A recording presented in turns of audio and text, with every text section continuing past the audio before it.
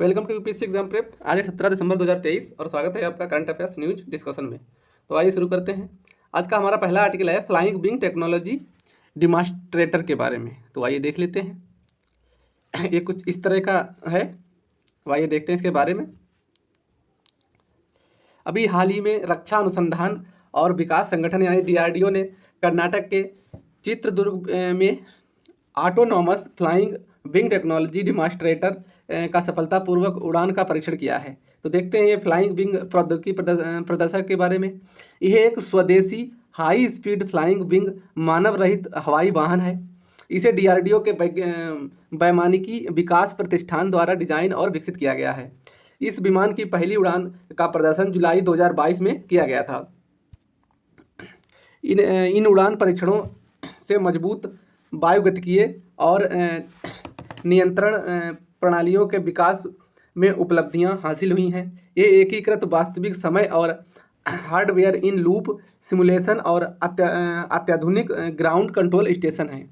ये टीम ने अंतिम विन्यास में सफल 7वीं उड़ान के लिए एक हवाई प्रणाली एकीकरण और उड़ान संचालन को अनुकूलित किया था। इस विमान प्रोटोटाइप को एक जटिल एरोहेड विंग प्लेटफॉर्म के साथ स्वदेशी रूप से विकसित और हल्के वजन वाले कार्बन प्रोपेग मिश्रित सामग्री के साथ डिजाइन और निर्मित किया है। यह ग्राउंड रडार बुनियादी ढांचा पायलट की आवश्यकता के बिना और इस हाई स्पीड UAV की एक स्वायत्त लैंडिंग ने एक अद्वितीय क्षमता का प्रदर्शन किया है। इसे सर्वेक्षण के लिए जो दिए गए निर्देशांक के साथ किसी भी रनवे से टेक ऑफ और लैंडिंग की अनुमति इसको मिल गई है। हमारा अगला आर्टिकल है टैक्स इंस्पेक्टर विदाउट बॉर्डर्स कार्यक्रम के बारे में। तो आइए देख लेते हैं। अभी हाल ही में भारत को टैक्स इंस्पेक्टर विदाउट बॉर्डर्स कार्यक्रम के लिए भागीदार प्रशासन के रूप में चुना गया है। यह एक विशेषज्ञता प्रदान करेगा। तो देखते हैं TIWB के बारे में। ये एक संयुक्त राष्ट्र विकास कार्यक्रम यानी UNDP का एक आर्थिक सहयोग और विकास संगठन की एक संयुक्त पहल है। इसे 2015 में लॉन्च किया गया था। इसका उद्देश्य विकासशील देशों की ऑडिटिंग क्षमता और दुनिया भर में बहुराष्ट्रीय कंपनियों के अनुपालन को मजबूत करना है। इसकी अवधि इस अवधि का कार्यक्रम 12 से 18 महीने की अवधि तक होने की इसकी उम्मीद है।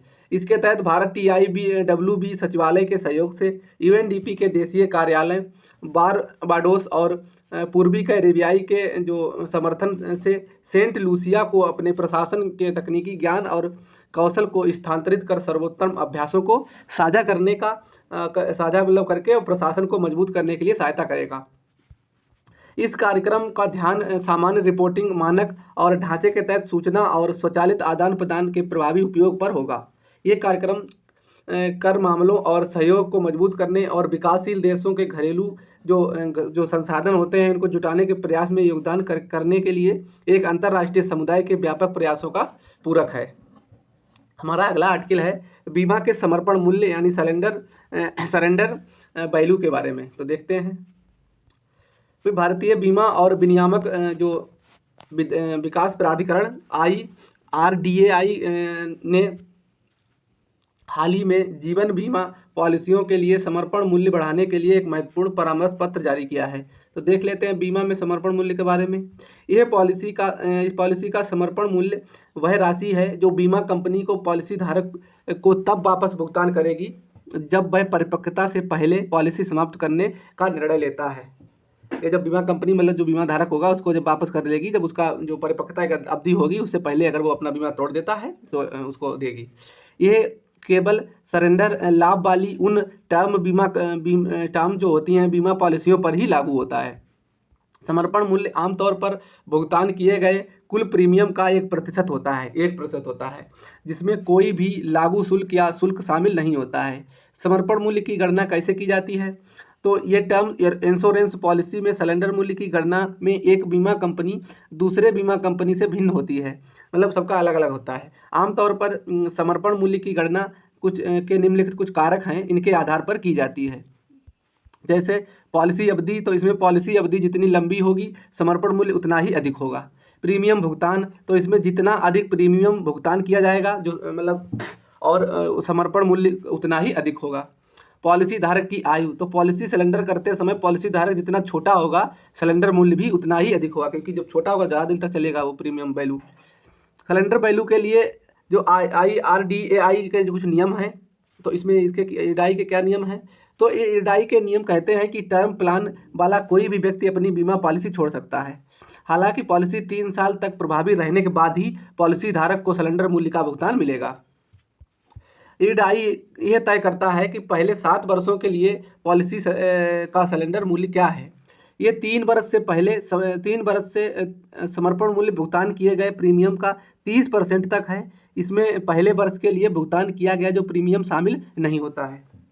चौथे और 7वें वर्ष के बीच समर्पण मूल्य भुगतान किए गए प्रीमियम के 50% तक गिर सकता है। 7 साल के बाद बीमा कंपनी तय करती है कि प्रीमियम मूल्य कितना होना चाहिए। और सामान्य नियम यह है कि जब आप सरेंडर करते हैं तब आप अपने परिपक्वता तिथि के जितना करीब होते हैं आपको उतना अधिक पैसा, अगर आप जो मान लो 1 साल बचा है तो आपको पैसा ज़्यादा मिलेगा, जैसे उसकी अगर अवधि के करीब होंगे तो आपको पैसा और लाभ दोनों चीज़ें ज़्यादा मिलेंगी। हमारा अगला आर्टिकल है सोशल स्टॉक एक्सचेंज के बारे में, तो आइए देख लेते हैं सोशल स्टॉक एक्सचेंज के बारे में। अभी हाल ही में उन्नति फाउंडेशन सोशल स्टॉक एक्सचेंज पर सूचीबद्ध होने वाली पहली इकाई बन गई है। उन्नति फाउंडेशन, ध्यान रखना। तो सोशल स्टॉक एक्सचेंज क्या होते हैं? ये मौजूदा स्टॉक एक्सचेंज के भीतर एक अलग खंड के रूप में कार्य करता है और ये सामाजिक उद्यमों को अपने तंत्र के माध्यम से जनता में धन जुटाने में के लिए मदद करता है। ये उद्यमों के लिए अपनी सामाजिक पहलों के लिए एक वित्त प्राप्त करने और उनकी दृश्यता प्राप्त करने के लिए धन जुटाने और उनके प्रयोग के बारे में जो बढ़ी हुई पारदर्शिता प्रदान करने और साथ ही उसके माध्यम के रूप में इसको धन कमाना होता है। एक खुदरा निवेशकों के लिए मुख्य बोर्ड के तहत लाभकारी सामाजिक उद्यमों द्वारा दी जाने वाली जो प्रतिभूति होती हैं उनमें कर सकते हैं, और बाकी अन्य सभी मामलों में केवल संस्थागत निवेशक जो जुड़े हुए होते हैं और गैर संस्थागत निवेश कर सकते हैं। इसके तहत जो पात्र कौन है, तो इसमें कोई भी सामाजिक उद्यम या गैर लाभकारी संगठन या लाभकारी सामाजिक उद्यम, ये कोई भी जो भी सामाजिक इरादे की प्रधानता स्थापित करता है वो सोशल स्टॉक एक्सचेंज खंड में पंजीकृत या सूचीबद्ध हो सकता है। सेबी के विनियमन के अनुसार उद्यमों को निम्नलिखित जो कुछ सेवाएं होती हैं उनमें संलग्न होना चाहिए, मतलब जो भी उसमें सूचीबद्ध होना चाहता है उसमें से जो कुछ सेबी जो नियम लागू करे हैं उसमें संलग्न होना चाहिए, जैसे कि भूख, गरीबी, कुपोषण और असमानता को मिटाना, ऐसे जो प्रोग्राम चलते हैं इसमें, या शिक्षा, रोजगार, समानता, महिलाओं के सशक्तिकरण और LGBTQIA+ समुदायों को बढ़ावा देने वाला या पर्यावरणीय स्थिरता में दिशा में काम करने वाला। इसके अलावा राष्ट्रीय विरासत, कला की सुरक्षा और डिजिटल विभाजन को समाप्त करने वाले। मतलब इसमें किसी भी एक में अगर सूचीबद्ध कोई कंपनी है तो ये सोशल स्टॉक एक्सचेंज में सूचीबद्ध इसको किया जा सकता है। हमारा अगला आर्टिकल है नोरो वायरस के बारे में, तो आइए देख लेते हैं नोरो वायरस के बारे में। तो ये अभी हाल ही में ब्रिटेन के वहाँ हफ्तों में जो 1 हफ्ता 2 हफ्ता पहले नोरो वायरस मामलों की संख्या में लगातार वृद्धि देखी गई है। तो ये नोरो वायरस एक बहुत ही संक्रामक वायरस है और ये मतली, उल्टी और दस्त के कारण बनता है। इसे कभी कभी पेंट फ्लू या शीतकालीन उल्टी बग भी कहा जाता है। हालांकि नोरो वायरस बीमारी का फ्लू से कोई संबंध नहीं है जो इन्फ्लुएंजा वायरस के कारण होता है। सभी उम्र के लोगों में नोरो वायरस से संक्रमित बीमार या मतलब इसके हो सकते हैं। लोगों को अपने जीवन में कई बार नोरो वायरस बीमारी हो सकती है क्योंकि नोरो वायरस कई प्रकार के होते हैं। एक प्रकार के नोरो वायरस से संक्रमण अन्य प्रकार से सुरक्षा नहीं दे सकता है। संचरण यानी लोग नोरो वायरस से संक्रमित हो सकते हैं। जैसे नोरो वायरस किसी व्यक्ति के साथ निकट संपर्क, मतलब अगर किसी व्यक्ति को है, अगर का व्यक्ति को है तो का व्यक्ति को भी इसमें हो सकता है। ये सतहों का वस्तुओं को छूना या वायरस जिन पर वायरस है या फिर मुंह से छूना, ऐसा खाना खाना जिसमें वायरस से पीड़ित है और किसी व्यक्ति द्वारा तैयार किया गया या संभाला गया है जो नोरो वायरस से पीड़ित है, तो उससे भी दूसरे व्यक्ति में ये वायरस पहुंच सकता है। क्या नोरो वायरस मौसमी है? तो नोरो वायरस का प्रकोप आमतौर पर ठंड के महीनों में मौसमी रूप से होता है। ये अक्सर भूमध्य रेखा के ऊपर के देशों में नवंबर और अप्रैल के बीच, भूमध्य रेखा के नीचे ये अप्रैल और सितंबर के बीच देखा जाता है। भूमध्य रेखा पर स्थित क्षेत्र हैं उनको इस क्षेत्र का प्रकोप के लिए आमतौर पर कोई विशिष्ट मौसम नहीं होता है, उनमें मतलब कभी भी हो सकता है जो भूमध्य रेखा के करीब या उस पर हैं। इसके लक्षण क्या होते हैं? तो नोरो वायरस के शुरुआती लक्षण उल्टी आती है, दस्त होता है, और जो भी वायरस के संपर्क में आते हैं उनमें से कोई 1 या 2 दिन बाद ये दिखाई देता है, इसके लक्षण मतलब। और मरीजों में मिचली भी महसूस होती है और वे पेट दर्द, बुखार, सिर दर्द और शरीर दर्द से पीड़ित भी होते हैं। चरम वाले मामलों में तरल पदार्थों की कमी से या निर्जलीकरण से भी हो सकता है। इसका इलाज क्या है? तो नोरो वायरस को रोकने के लिए वर्तमान में कोई टीका उपलब्ध नहीं है। संक्रमण का उपचार लक्षणों से राहत देने पर केंद्रित है। ये तीव्र चरण में जलयोजन बनाए रखना महत्वपूर्ण है। चरम मामलों पर रोगियों को अंतःशिरा द्वारा पुनर्जलीकरण तरल पदार्थ देना पड़ता है। हमारा अगला आर्टिकल है, अभी महाराष्ट्र की विधानसभा परिषद ने महाराष्ट्र के जो लोकायुक्त विधेयक 2022 को पारित किया है। तो इस विधेयक के बारे में देख लेते हैं। तो इस विधेयक का उद्देश्य महाराष्ट्र लोकायुक्त और लोकायुक्त अधिनियम 1971 को निरस्त करना है। उल्लेखनीय है कि भारत में लोकायुक्त पद सृजित करने वाला पहला जो राज्य वो महाराष्ट्र ही था। ये 1971 में यहाँ पर पारित किया गया था। इसके बाद उड़ीसा ने ऐसा कदम उठाया था। लोकपाल और लोकायुक्त अधिनियम 2013 संघ स्तर पर, ये पहली बार महाराष्ट्र 1971 में लाया था, उसके बाद उड़ीसा लाया था। और लोकपाल लोकायुक्त अधिनियम 2013 ये संघ स्तर पर मतलब राज्य केंद्र सरकार के स्तर पर लोकपाल तथा राज्य स्तर पर लोकायुक्त के पद का प्रावधान करता है। लोकपाल और लोकायुक्त ये ओम्बुड्समैन संस्थाएं हैं। इनका कार्य कुछ लोक जो पदाधिकारी होते हैं उनके खिलाफ भ्रष्टाचारों के आरोप की जांच करना है, और इन संस्थाओं की स्थापना स्वीडिश संसदीय ओम्बुड्समैन की तर्ज पर की गई है। हालांकि लोकपाल और लोकायुक्त अधिनियम 2013 लागू किया जा चुका है, लेकिन अभी तक लोकायुक्तों की पूर्ण क्षमता का उपयोग नहीं किया गया है। लोकायुक्त संस्था के समक्ष चुनौतियां, तो इसमें 2013 के बाद कानून में कोई भी संशोधन नहीं है। कुछ राज्यों में केंद्र शासित प्रदेशों ने अपने लोकायुक्त अधिनियम को 2013 के अधिनियम के अनुरूप बनाने के लिए उसमें अभी भी कोई बदलाव नहीं किया है। उदाहरण के लिए लोकायुक्त का क्षेत्राधिकार अलग अलग राज्यों में अलग अलग है। रिक्ति, तो लोकायुक्त संस्था में सदस्यों में स्वीकृत संख्या के अनुसार नियुक्ति नहीं की गई है। इनकी अवसंरचना, तो बजट में कमी के कारण इसके मामलों की जांच समय पर पूरी नहीं करने के लिए उनके पास पर्याप्त बुनियादी ढांचे की कमी होती है मतलब है, और इसके कारण लंबित मामलों की संख्या बढ़ी है। इसकी शक्तियां, तो उनके पास अभियोजन शक्तियां और स्वतः संज्ञान लेने की भी शक्तियों का अभाव है। चुनौतियां क्या हैं? चुनौतियों के निपटने के लिए आवश्यक उपाय किए जा सकते हैं। तो उसमें राज्य लोकायुक्त कानूनों में 2013 के अधिनियम की तर्ज पर बदलाव करने की आवश्यकता है, और डिजिटलीकरण को बढ़ावा देना चाहिए आदि इसके लिए उपाय किए जा सकते हैं। हमारा अगला आर्टिकल है सॉवरेन गोल्ड बॉन्ड के बारे में। तो सॉवरेन गोल्ड बॉन्ड योजना क्या है, इसके बारे में देख लेते हैं। ये सरकार ने सॉवरेन गोल्ड बॉन्ड योजना 2023-24 की सीरीज 3rd यानी तीसरी सीरीज लाने की घोषणा की है। तो ये सॉवरेन गोल्ड जो बॉन्ड योजना है, ये योजना की शुरुआत 2015 में इसकी की गई थी, और इसका उद्देश्य भौतिक स्वर्ण की मांग को कम करना है। SBG सरकारी जो प्रतिभूतियां हैं, इन्हें सरकारी प्रतिभूति अधिनियम 2006 के तहत जारी किया जाता है। ये बॉन्ड भारत सरकार की ओर से रिजर्व बैंक द्वारा जारी किया जाता है।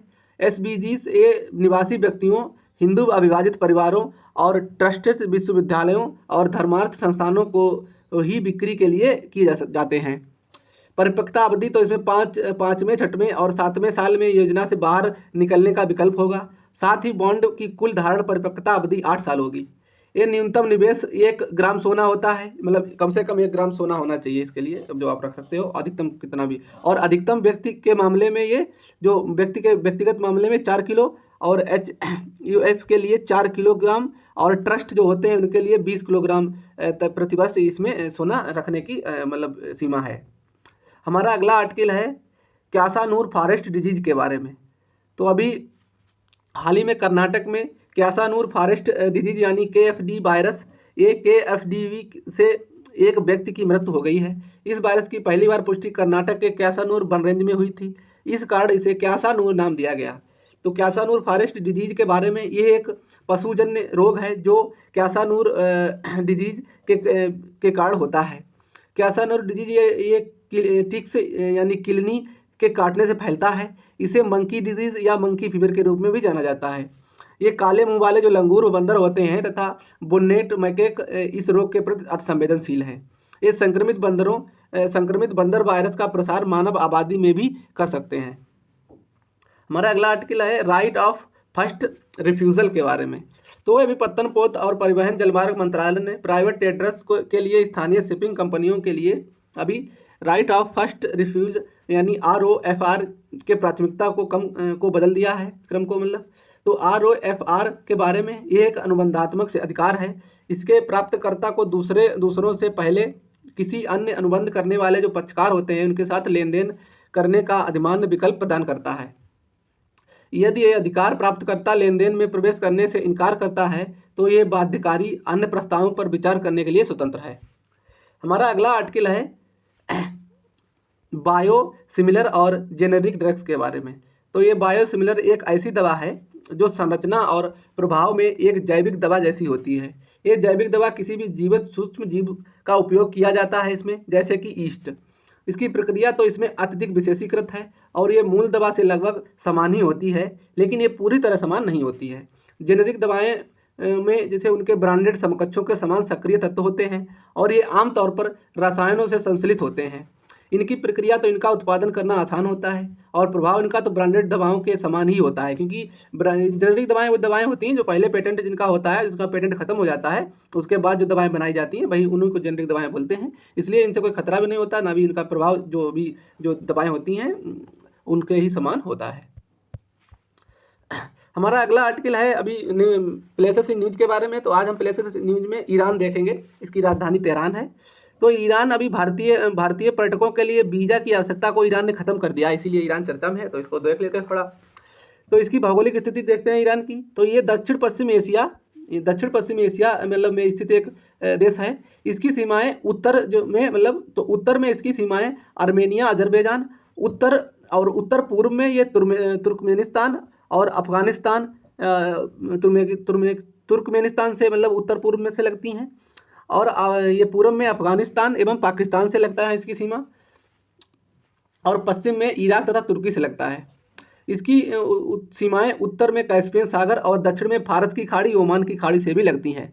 इसकी भौगोलिक विशेषताएं क्या हैं? तो इसमें ईरान में एक प्रमुख पर्वत एलब्रुज और जाग्रोस पर्वत है। प्रमुख नदियां यहाँ पर करुड़, कारखे और जायदे हैं। प्रमुख मरुस्थल यहाँ पर दस्त ए कबीर और दस्त ए लुत है। इसका उच्चतम बिंदु माउंट दमावंत है। तो इसको ये मैप में देख लेते हैं एक बार। तो जैसे कि ये ईरान देश है, इसमें इसके मतलब तुर्कमेनिस्तान और ये इसके बाउंड्री कंट्री जैसे अजरबैजान, आर्मेनिया, टर्की और इराक, और ये पश्चिम में पूरब में अफगानिस्तान, पाकिस्तान, पश्चिम में आर्मेनिया, टर्की है और इराक है। और इसकी कैस्पियन सागर से भी मतलब लगता है इसका बाउंड्री देश की, और पर्शियन गल्फ से भी। तो अब इसको मैप में देख लिया हमने। आज का सारे वीडियो आर्टिकल हमारे हो गए। वीडियो को एंड करते हैं। थैंक यू, धन्यवाद।